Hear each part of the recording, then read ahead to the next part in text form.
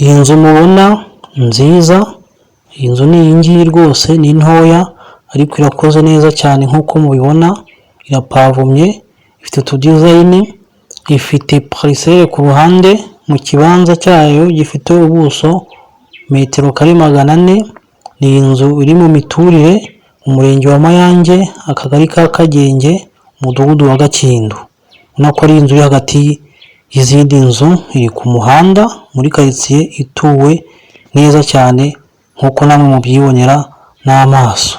Inzu rero ni iyi ngiyi iteye karabasanse, inyuma imbere naho harakoze, harimo irange, ni ntoya.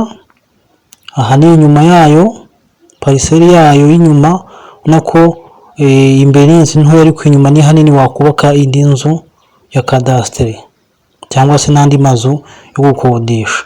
Ni inzu nziza rwose iri ahantu heza, ni miliyoni 10 ugahita uyegukana.